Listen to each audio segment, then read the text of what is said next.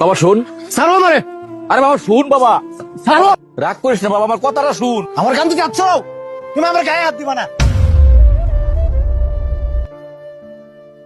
বাবা না রাগ করে না, আর কয়েকটা কিস্তি বাকি আছে, কিস্তিটি পরিশোধ হয়ে গেলে আমার বেশ কিছু সঞ্চয় জমা হয়েছে, সঞ্চয় জুড়াইয়া বাবা তোকে আমি বাকি কিনা দিন বাবা।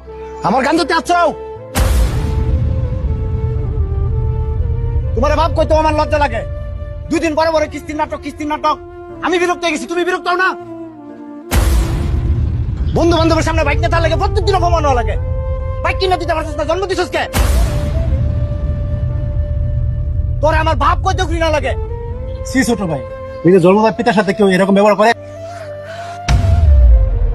আমনে কিস্তিওয়ালা কিস্তি লয়ে সুদা যাবেন গা। আমগো বাপুতের ভিতর ঢুকার আমনে কে? স্যার আপনি কিছু মনে করেন না স্যার, গোলাম মানুষ তো, মাথাটা একটু গরম, একটু রাগ দিয়েছি, কিছু মনে করেন না আপনি। আচ্ছা ঠিক আছে বাবা, তুই রাগ করিস না। আমি কিস্তি তুলে যে গরুটা কিনছিলাম, এই গরুটা বিক্রি করিয়া তোর আমি বাইক কিনা দেব বাবা। 1 বছর ধরেই তো বাইক কিনা দিতাছ। বাইক কই আমার? নাটক কম কর। একটা কথা মনে রাখতে, আমি আজকে কিন্তু তোর বাড়ি ছেড়ে যেতেছি। তুই যদি মই রাও যাস, তোর কব্বর 1 মুঠ মাটি দিবার আমি আইতাম না।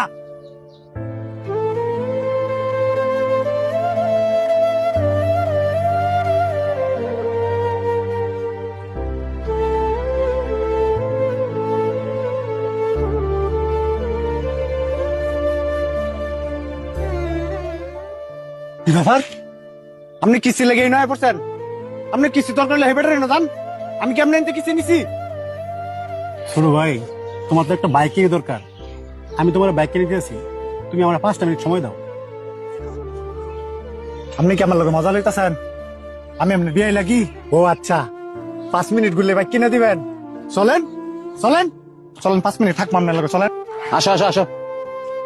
এই যে এখানে ফেলাও, এখানে দাঁড়াও। বুঝছি তুমি পারতা না, ব্যথা পাইবা। তুমি এক কাজ করো, ওইখানে গেছে জিয়া একটু জিরাও। যাও।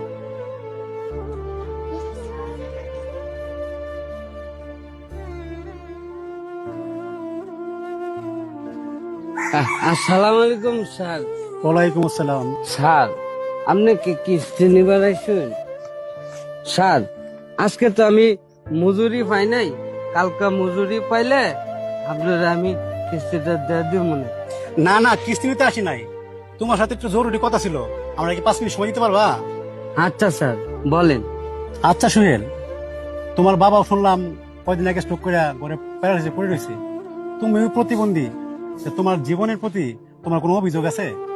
না স্যার, আমার জীবনের প্রতি কোনো অভিযোগ নেই। মহান আল্লাহ তাআলা আমার কাজ করার তৌফিক দান করছে।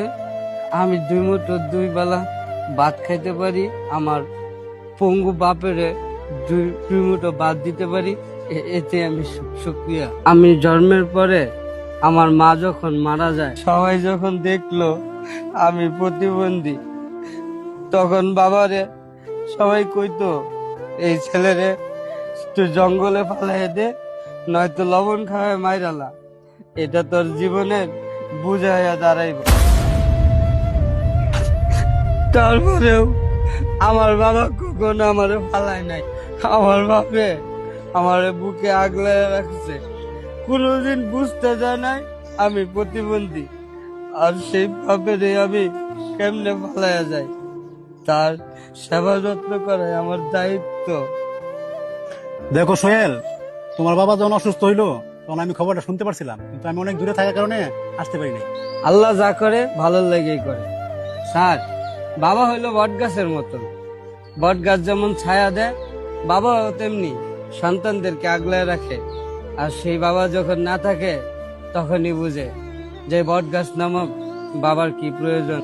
সোহেল, তুমি প্রতিবন্ধী হয়েও তোমার বাবার জন্য যা করে দিতেছ, কত সুস্থ সবল ছেলেরা আজকাল বাপেরে কত অবজ্ঞা করে চলে।